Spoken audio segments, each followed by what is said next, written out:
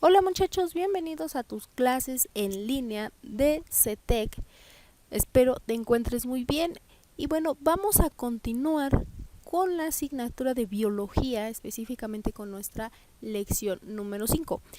En las lecciones anteriores hemos estado hablando acerca de de los tipos de célula, las partes de la célula y bueno, cómo esta obtiene energía de acuerdo a su composición, si es una célula eucariota o si es una célula procariota, ¿vale? Y bueno, también hemos tocado un poquito el tema de lo que es el ADN. ¿Por qué? Porque estuvimos hablando de la parte de reproducción, de cómo se reproduce una célula y que obviamente cómo es que va a traducir o a heredar, ciertos mecanismos genéticos o cierta información genética. Y bueno, en esta lección 5 vamos a identificar la importancia de lo que es la genética. Vamos a especializarnos un poquito más en esta parte por medio del desarrollo histórico que ha tenido esta ciencia o esta rama de la biología a través del tiempo hasta nuestros días. Y bueno, y al final de esta lección vamos a identificar las aplicaciones de la genética con respecto a la biotecnología. Y bueno, para dar inicio a nuestra clase, nosotros necesitamos conocer qué es la genética. Y bueno, la genética es una rama de la biología que estudia la herencia y los mecanismos por lo cual los genes van a transmitir esta información del DNA. En la clase anterior habíamos visto que necesitábamos para transmitir o traducir esta información del RNA. Bueno, aquí esta parte que nos marca que cómo se traduce o cómo se transmite esa información es la genética. Y esta información que va a traducir el DNA por el medio de RNA u otros mecanismos de herencia que vamos a estar identificando en esta clase, nos van a presentar todas las características que nosotros tenemos como seres vivos. Por ejemplo, como seres humanos, por qué somos altos, por qué somos morenos o rubios o con ojos claros o con ojos oscuros, por qué existen personas con albinismo, por qué existen personas con daltonismo o con ciertas características genéticas que incluso pueden heredarse, ¿no? Como la diabetes o incluso porque tenemos alguna presencia de alguna inestabilidad en cuanto al cerebro, en fin, hay muchos tipos de características y no nada más en los seres humanos, ¿no? También lo encontramos por ejemplo en plantas o en animales. Y también vamos a identificar por medio de la genética qué pasa cuando se manipula por medio de la mano del hombre esta parte de los genes o en específico la del DNA. Pero antes de iniciar con esta parte que sería propiamente de la biotecnología, vamos a conocer cómo es un poco la historia de la genética. Y bien, para empezar, se le considera padre de la genética a Gregorio Mendel, o simplemente conocido mundialmente como Mendel. Mendel era un monje que estaba trabajando o hizo trabajos por medio de sus chícharos, una planta de chícharos verdes y una planta de chícharos amarillos. Esto lo hizo en 1865, ya que hizo unos experimentos donde entrecruzaba estas plantitas o los genes de estas plantitas y obtuvo diferentes resultados. Incluso encontró, o gracias a este avance o a esta prueba, nosotros conocemos lo que es un alelo dominante y un alelo recesivo, que es lo que vamos a ver en esta lección. Bien, una vez hecho los trabajos de Mendel, inspiró a otras personas, a otros científicos, para estar estudiando esta parte tan pequeñita de lo que es biología molecular, que propiamente con el paso del tiempo se le conoció o dio origen a lo que es propiamente la genética. Y bien, en 1869 Friedrich Miescher encuentra el DNA por medio de los experimentos obviamente hechos por Gregorio Mendel. Y bueno, en 1901 Sutton Boveri, que fueron dos grandes científicos, demuestran que los genes descritos por Mendel están situados en cromosomas obviamente que están dentro del núcleo. Ajá. Y específicamente en el nucleolo. Y postulan que los cromosomas son la parte física de la herencia. Ujú. Y bueno, en 1903 William Sutton encontró semejanzas entre el bueno, sí, como entre el comportamiento de los cromosomas y el de los factores hereditarios de Mendel, como que hizo una comparación, y de esta comparación nace lo que nosotros llamamos la teoría cromosómica de la herencia, el cual nos dice que cada cromosoma puede contener muchos genes. Esta es la parte más importante, o lo que da vida y cuerpo a lo que es la genética, y a estar hablando de lo que es un cromosoma. Y bien, dentro del cromosoma, como ya lo hemos visto en clases anteriores, se encuentra toda nuestra información genética. Y la teoría cromosómica nos va a hacer referencia, o nos va a hacer válida esta aclaración por medio de 3 postulados, los cuales dicen en el primero que los genes son las unidades de la herencia que determinan las características de un organismo. Como ya lo habíamos mencionado, sí, porque somos rubios, porque somos altos, porque nace algún ser vivo con albinismo, porque también se ha dado en animales, o porque existe ciertas características muy específicas dentro de los animales, que a veces nacen con 2 colas, o bueno, que eso es un poco más propiamente de las mutaciones, que vamos a ver los conceptos en un momento. Pero esto es a lo que se refiere, que los genes son las unidades que determinan las características de un organismo. El postulado número 2 dice que los cromosomas son portadores de los genes. Ahí es donde nosotros los vamos a almacenar, y obviamente estos cromosomas van a estar ubicados en el área del núcleo celular. Para células eucariotas, pues obviamente van a estar dentro del núcleo, que a su vez está dentro del, protege al nucleolo. Y bueno, el último postulado es que las leyes de Mendel explican, con base al comportamiento de los cromosomas, esta parte de la mitosis, ¿no? Nos dicen, mira, vamos a hacer esta división celular, y donde nos dice cuáles las características predominantes va a ser durante el proceso de mitosis. Y bien, en esta imagen podemos observar cómo se van a unir todas las bases nitrogenadas. Recuerda que se unen por puentes de nitrógeno y enlaces covalentes, de obviamente la molécula de ADN, la adenina con la timina y la citosina con la guanina, y así empieza la unión y obviamente el entrecruzamiento de estas bases nitrogenadas para empezar a formar la doble hélice tan característica del ácido desoxirribonucleico. Y recuerda que estos se van a almacenar, que tienen aproximadamente 1.5 metros de longitud, pues se tiene que empezar a enrollar y de alguna manera acomodar. Esto se hace por medio de las histonas. Va a empezar como a formar esta hebra, la va a empezar a hacer más pequeña, y con los nucleosomas se va a empezar a formar lo que es el cuerpo del cromosoma.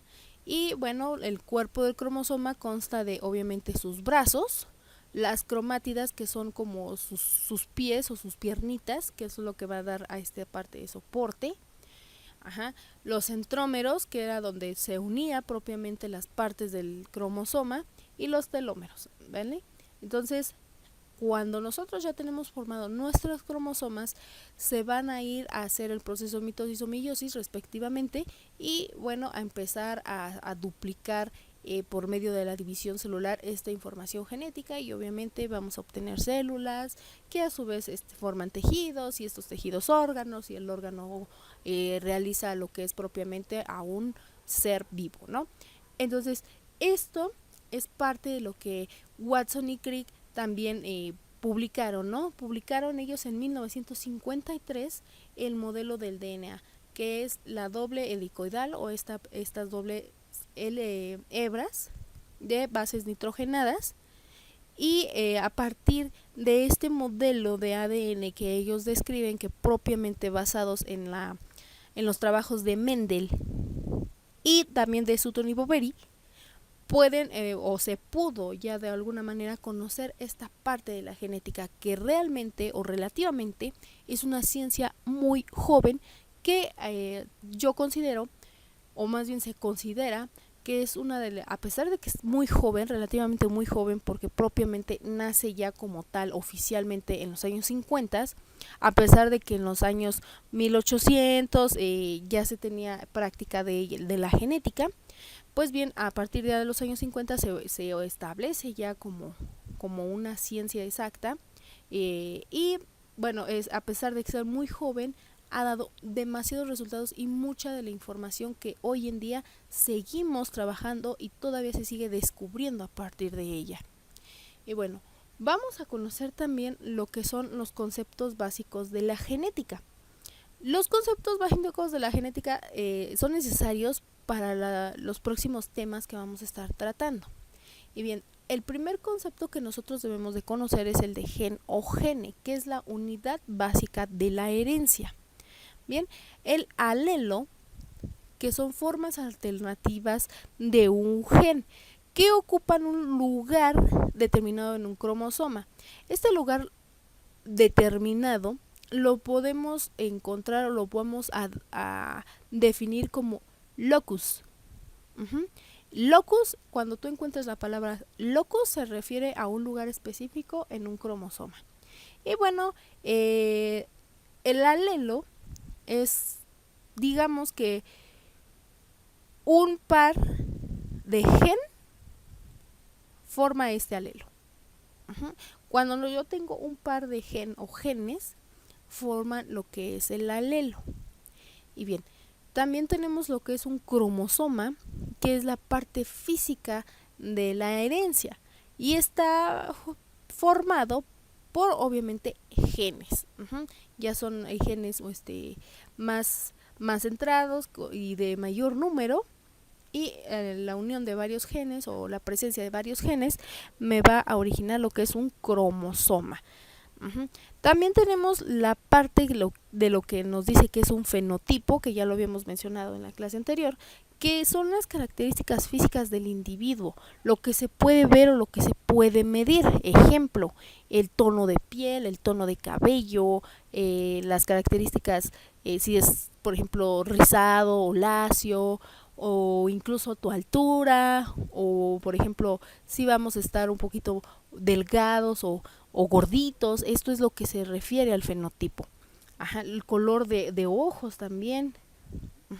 Y el genotipo van a ser las características genéticas del individuo.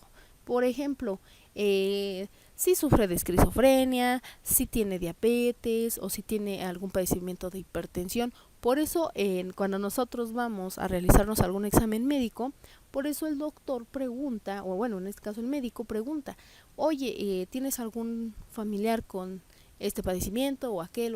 Y tú empiezas a darle tu historia clínica.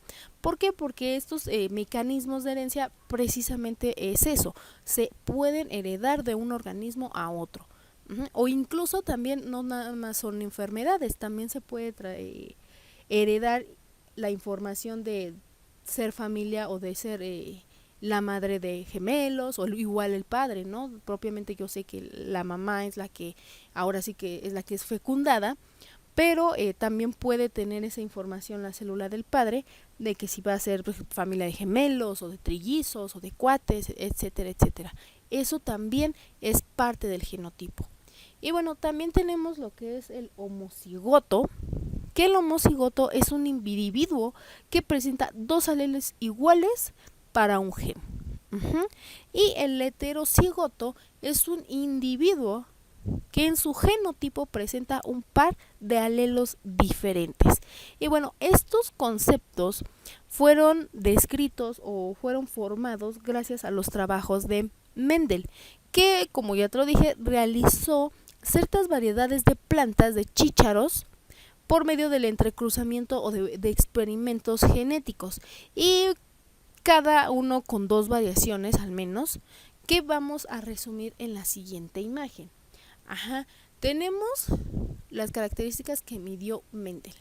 Mendel era muy apasionado por estar ahora sí que plantando este tipo de plantas, valga la redundancia, y tenía la curiosidad que qué pasaba, ¿no?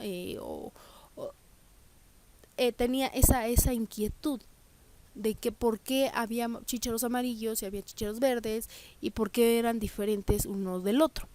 Y bueno, las primeras plantas que usó Mendel en sus cruzas se consideran una generación progenitora, a la que llamó gen P, porque P por de progenitor. Y a los descendientes que hubo de estos genes P los llamó primera generación. Al cruzar esta generación P con las semillas, en este caso lisas, y las semillas rugosas, obtuvo lo que vamos a conocer como la primera generación, lo que lo vamos a ubicar como F1. Y bueno, solamente con plantas de chícharos lisos y pues no hubo presencia como que de la rugosa. Al ver que había esta presencia de chícharos lisos, los llamó el gen dominante, y el gen dominante es aquel que expresa una característica determinada.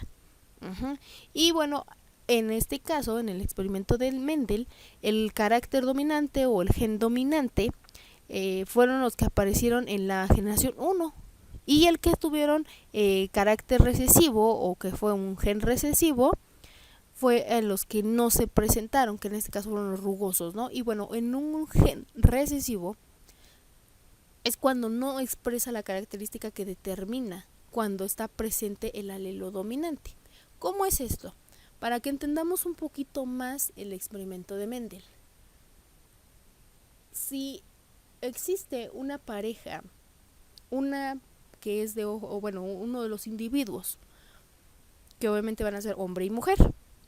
¿Por qué? Porque necesitamos ejemplificar por medio de la reproducción sexual que vimos en la clase pasada. Bien, digamos que uno de ellos, cual sea el individuo, tiene los ojos claros y el otro individuo tiene los ojos oscuros. Por lo tanto, si en el momento que se reproducen sus células, que en este caso es el óvulo y el espermatozoide, el que va a ser gen dominante va a ser aquel que tenga los ojos oscuros, porque es dominante y existe mucho más presencia de él que el de los ojos claros, por ejemplo, ojos azules. Entonces, cuando tengan un bebé, hay un porcentaje mayor de que el bebé tenga los ojos oscuros, ya sean cafés o que sean castaños, ese tipo de colores, ¿no? Cafecito claro. Pero sin embargo, si en algún momento dado, digamos que igual se vuelve a dar la reproducción sexual entre estas dos células, y en un ejemplo que el gen dominante es el de los ojos claros, hay un 50% de que el bebé que salga de esta reproducción sexual nazca con los ojos claros y el otro 50% con los ojos oscuros. ¿Por qué? Porque se debe a esta presencia de gen dominante y de gen recesivo. Y en este caso, a pesar de que el gen dominante sea el de los ojos claros, sigue predominando más la característica de los ojos oscuros. Y bueno, a partir de estos cruzamientos o entrecruzamientos que dio Mendel, las plantas de la primera generación se vuelven a cruzar o las vuelve a cruzar para obtener la llamada segunda generación, que la vamos a llamar F2. Y una vez analizando este número de plantas, él observa que guardan cierta similitud. Y bueno, cuando él empieza a observar estos entrecruzamientos y estas generaciones, pone que están controladas por factores que provienen de cada progenitor, ¿no? Entonces, estos factores corresponden a las unidades genéticas que conocemos como gen, que es lo que ya observamos. Y él utilizó estos símbolos más que nada para llevar un control y representar que existen diferentes genes o diferentes pares de genes. Empleó letras mayúsculas para demostrar o para representar a estos genes dominantes y obviamente a los genes recesivos con letras minúsculas. Ajá. Y bueno, a los organismos que tenían una línea pura o que eran descendientes puros, los llamó homocigotos o los vamos a denominar como homocigotos. Y a los que poseen dos factores iguales, que serían no tan puros, son a los que llamamos organismos heterocigotos o incluso híbridos. ¿Por qué? Porque ya tienen no solamente un par de o una información genética pura, ¿no? Ya hubo entrecruzamiento y ya se mezcló junto con otra parte de ADN de otra célula. Entonces, estos trabajos de Mendel contribuyeron a elaborar sus leyes, la cual dice, la primera ley de Mendel dice que cuando se cruzan dos variedades de individuos, la raza pura tiene un determinado carácter o una determinada característica. Y todos los híbridos de la primera generación son iguales. Un ejemplo, aquí lo podemos ver en la imagen, que tenemos tanto al gen dominante, que son los naranjas, y a los recesivos, que son los verdes, ¿no? Entonces, cuando empieza el entrecruzamiento, el más representativo, o en este caso el gen dominante, es al que vamos a llamar como de raza pura. ¿Por qué? Porque hay un 100% de ADN del gen recesivo presente en esta primera generación. Y bueno, en la segunda ley de Mendel dice que cuando se cruzan variedades de la primera generación entre sí, se obtenían, bueno, en este caso en sus chicharitos, se obtenían las semillas amarillas y verdes en proporción de 3:1. ¿Qué quiere decir? Es lo que yo te decía de los ojos verdes, bueno, de los ojos claros y de los ojos oscuros. En este caso, digamos que los ojos oscuros son los chicharitos de color naranja, que son estos circulitos de color naranja, que había más presencia cuando se volvían a entrecruzar dentro de la primera generación, no tanto de las células padre o de las células madre, sino ya cuando había una mezcla o una primera generación resultante de dos células madre, había un porcentaje mayor contra un porcentaje menor, o sea, 3 veces mayor contra una tercera parte, de que hubiese más presencia del gen dominante dentro de la segunda generación.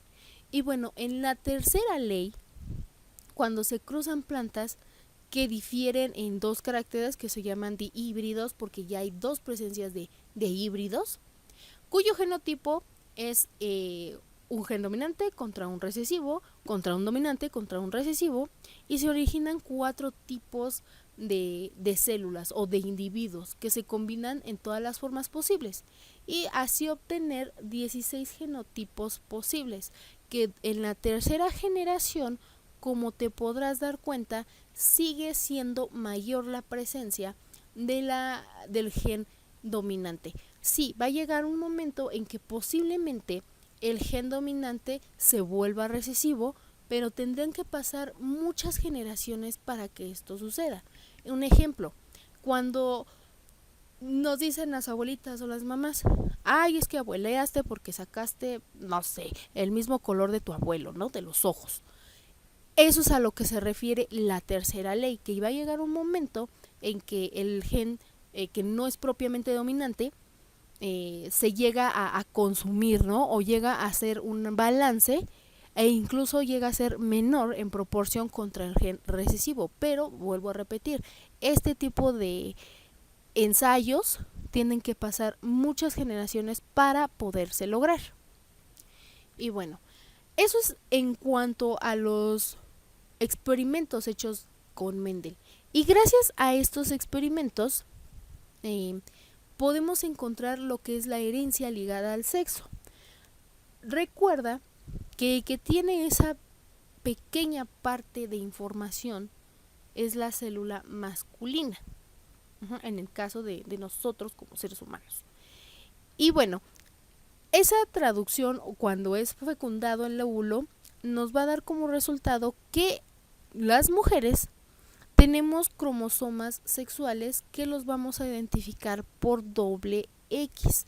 Y obviamente vamos a tener 23 pares. Y los hombres igual van a tener 23 pares, solamente que uno va a ser X y el otro va a ser Y. ¿De dónde sacan estas XX y XY? Ok, no te preocupes porque es propiamente cómo se ve el cromosoma. En las imágenes que hemos visto durante estas clases hemos representado a los genes como una X. Pues precisamente por eso, porque tienen esta forma de una X y el de los hombres obviamente tiene esta forma de una X y una Y. Con estos pares nosotros podemos ya determinar el sexo del bebé, ¿no? En este caso cuando hay la unión o cuando se fecunda el óvulo. Y bueno, un dato curioso es que por esta manera, es que las especies en los machos, en los individuos heterogeméticos, puede haber un poquito de confusión, porque a veces es tanto el golpe que se hace en la mitosis, que a veces puede haber mutaciones y que incluso existen personas que nacen, ¿no? Con, por ejemplo, la testosterona mucho más alta y siguen siendo mujeres, ¿no? O estrógenos y siguen siendo hombres. Entonces, esto también depende de mucho de cómo sea la estructura física de nuestros cromosomas X y Y. Y también la herencia ligada al sexo se refiere a la transmisión de aquellas características que están localizadas en el cromosoma X. Porque cuando nosotros estamos en el feto de mamá, en el útero de mamá, el feto, todos los fetos somos mujeres. Cuando ya se activa esta parte del cromosoma X y Y, es como ya se da forma propiamente a todo el aparato reproductor masculino. Y bueno, también existe un pequeño código, por llamarlo así, que cada uno almacena. Las mujeres tienen este código o más presencia de daltonismo y la hemofilia, que son anomalías que obviamente se encuentran mucho más en los cromosomas X y que realmente no existen como tal en los cromosomas Y. Por ejemplo, o para que me entiendas esta parte, cuando una persona sufre de daltonismo o hemofilia, como fueron el hijo de los últimos zares de Rusia, que sufrió de esta parte de hemofilia, por eso hubo conflicto, ¿no? Bueno, es un pequeño dato curioso. Hubo conflicto entre la mamá del zar y propiamente la zarina, ¿no? ¿Por qué? Porque la hemofilia solo se transmite por este cromosoma XX, que es el cromosoma XY. No quiere decir que nada más se le va a dar o va a estar presente la hemofilia en las mujeres, no. Lo que pasa es que ellas lo heredan, o nosotras las mujeres lo heredamos, y los hombres no. Pero no quiere decir que los hombres no lo desarrollen, sino que simplemente lo desarrollan, pero no lo traducen o no lo heredan a sus generaciones o a su descendencia en este caso. Y bueno, la hemofilia, es una enfermedad donde no coagula la sangre normalmente, entonces te haces una herida y parece que te estás desangrando. Y bueno, la falla por producir una proteína que obviamente está presente, no está presente en pacientes que tienen hemofilia, es esencial del plasma y es conocida como el factor 8 y da como resultado a este padecimiento. Y bueno, este padecimiento está asociado con el alelo recesivo de un gen del cromosoma X. Es de ahí de donde se origina la hemofilia, no es que tengamos esa creencia todavía de que es por creencias teológicas, no, es simplemente esta parte, ¿no? Que no se, a la hora de recibir la traducción en el proceso de división celular, ya es por default que el cromosoma de mujeres no sintetice esta proteína y origine esta falla, ¿no? Esta hemofilia.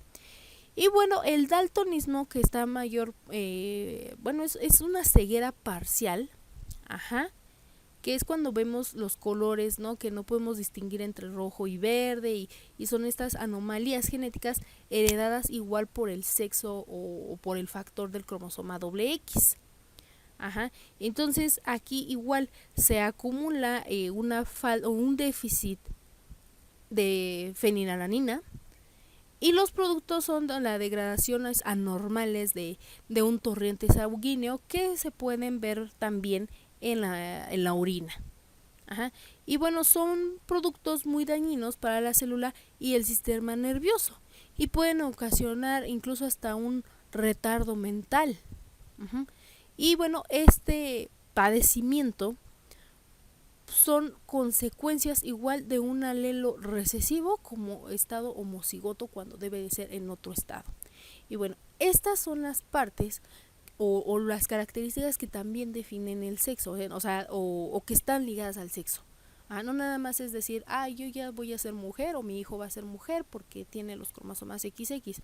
Cuidado, puede heredar la hemofilia, que aclaro, no quiere decir que todas las mujeres que cuando tienen un bebé obviamente van a tener todos hemofilia o daltonismo, no, se tiene que activar esta parte de gen. Es como si tuviéramos un apagador y si la secuencia y la traducción me lo dice, oye, va a nacer con hemofilia o con daltonismo, ok, se prende. Pero a lo que voy es que son mucho más susceptibles estas dos enfermedades o estos dos padecimientos. Sin embargo, no quiere decir que de verdad cada individuo que nace de una mujer pues tenga estos padecimientos. Imagínate, entonces en todo el mundo tendríamos todos daltonismo y hemofilia. Entonces no, también se activan dependiendo de la traducción que se envíe. Y bueno, estas traducciones o esta información también puede ser errónea o puede tener algún factor que nos altere la estructura genética, lo cual vamos a conocer como mutaciones.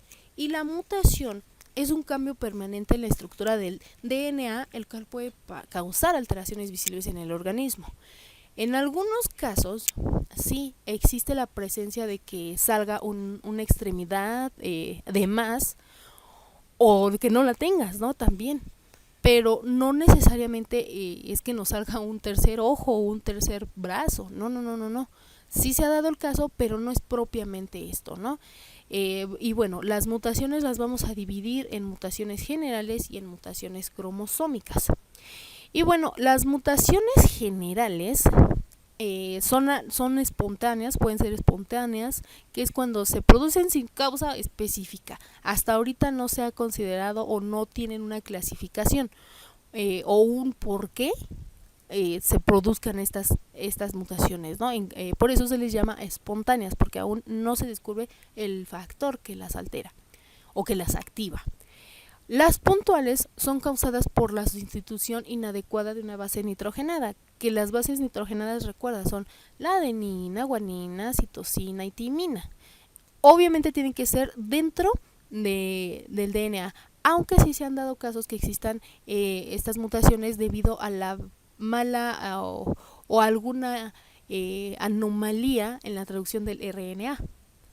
Y bueno, las inducidas son causadas por efectos de agentes conocidos, ¿no? Un ejemplo, los organismos transgénicos, que son manipulaciones propiamente genéticas, pero también como no se llevó un control o hubo algún error, muta, pero esto ya fue por causa de inyectarle o de inocularle un nuevo gen de alguna otra especie o este tipo de cosas, ¿no?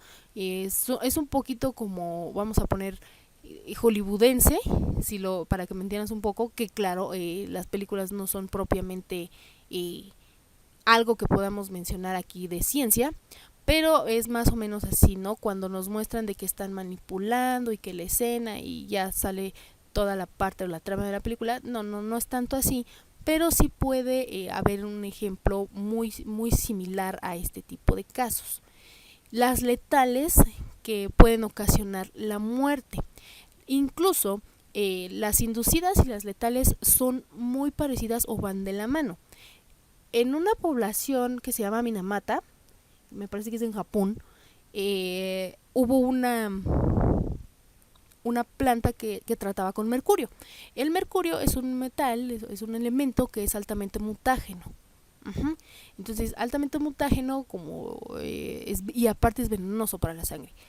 Cuando hubo este derrame, estaba cerca de un lago y pues la actividad que llevaba estos pobladores pues era la pesca. Entonces ellos comían peces y todo lo hacían con referente al lago, ¿no? Toda su economía y su vida estaba ligada a este lago. Eh, Empezaron a tener ciertos padecimientos y hubo mujeres que cuando estaban embarazadas y dieron a luz, sus hijos tenían incluso, bueno, eh, no nacían con cerebro y obviamente estos niños pues morían a las pocas horas o incluso a los pocos minutos. Y esto es igual, ¿no? Inducidas, podríamos decirlo, porque fue gracias al derrame de mercurio, y letal porque pues obviamente empezaron a morir a los bebés, incluso no nada más bebés, animales, gatos, pollos y todo ese tipo de animales que existen en una población rural. Ajá. Y bueno, las silenciosas que no causan sustitución en los aminoácidos pueden existir, incluso puedes llegar a incluso a morir por tu ciclo de vida y pudiste haber desarrollado alguna mutación que tú no te diste cuenta, porque lamentablemente son silenciosas. Y bueno, estas son mutaciones generales. Vamos a ver un poco más las mutaciones cromosómicas, que son la supresión, donde se pierde o se rompe un segmento de cromosoma. Una translocación, que es la unión de fragmentos cromosómicos con un cromosoma no homólogo. Esto se hace mucho cuando nosotros queremos remediar o de alguna manera manipular propiamente un organismo que ya tiene ciertas características, y nosotros al ponerle un pedacito de otro gen o de una traducción genética o de ADN, pues vamos a formar un nuevo ser un nuevo ser, pero con ya una mutación. Por ejemplo, te digo, las mutaciones no es que sean malas, es simplemente que tienen un fin diferente. También tenemos las que son duplicaciones, que es el fragmento de un cromosoma que se une a un cromosoma homólogo y aparece repetido. O sea, yo sé que se duplica la información, pero aquí aparece este cromosoma doble. Ningún cromosoma va a ser igual, pero cuando aparece, entonces es una mutación. Y bueno, tenemos el de inversión, que es un segmento cromosómico que se rompe y se vuelve a unir, pero de forma invertida a la secuencia original. Y por último tenemos la que es la inserción, que es una sección de cromosoma que se introduce en un lugar del mismo o en otro del propio cromosoma. Para que me entiendas un poquito mejor, estas mutaciones tienen mayor presencia en lo que es la biotecnología. Y bueno, la biotecnología es una aplicación de la genética, que data desde la segunda mitad del siglo XX hasta nuestros días. Y bueno, la biotecnología es un campo o es una herramienta que nos ha ayudado a facilitarnos la vida. Propiamente las aplicaciones que tenemos de la genética con la biotecnología pues son médicas, por la obtención de productos de fármacos, ¿no? De hecho, los medicamentos para pacientes diabéticos provienen de adelantos de la biotecnología, incluso también los que sufren de hipertensión o incluso de los nuevos antivirales tienen presencia o fueron creados gracias a la biotecnología. También desarrollo de terapias génicas y celulares. Incluso ya en algunos países están tan avanzados que pueden detectarte a tu bebé o no sé, a un organismo vivo, alguna anomalía o alguna mutación, y gracias a estas aplicaciones de la biotecnología pueden todavía corregir esta mutación. Pero aquí en México es un poquito difícil esta legislación porque no hay como tal aún que esté establecida. Sin embargo, sí existen países como Suecia que sí ya están practicando y que son líderes en biotecnología. También en el campo de la ganadería, en la agricultura, cuando hacemos los llamados alimentos transgénicos, que propiamente es el fin de los alimentos transgénicos en que sean resistentes a las plagas y que cuando nosotros estemos fumigando por la presencia de mosquitos o de plagas, obviamente, no le afecte nada lo que son los pesticidas y que sean obviamente resistentes a temperaturas e enfermedades que también pueden tener la parte de ganadería, ¿no? La parte de los animalitos. También en procesos industriales, que son producción de nuevos compuestos, por ejemplo biocombustibles, desarrollo no sé, de genes en organismos acuáticos, incluso también de cómo regular esta parte de los combustibles. Es donde aquí se está obteniendo una muy buena parte de la biotecnología. Y bueno, otra que está también en mucho auge en estos últimos tiempos es en lo ambiental, que es lo que llamamos como bioremediación, que puede ser de suelo, agua, tierra, aire, la biodegradación, que ayuda a los procesos a que degraden la basura o plásticos o cierto tipo de compuestos en el menor tiempo posible y que en algunos casos todavía se obtenga una parte de energía para obviamente aprovecharla en algún proceso, ¿no? Ya sean procesos industriales o en algún proceso de la vida cotidiana. Y bueno, obviamente la parte, volvemos a los biocombustibles.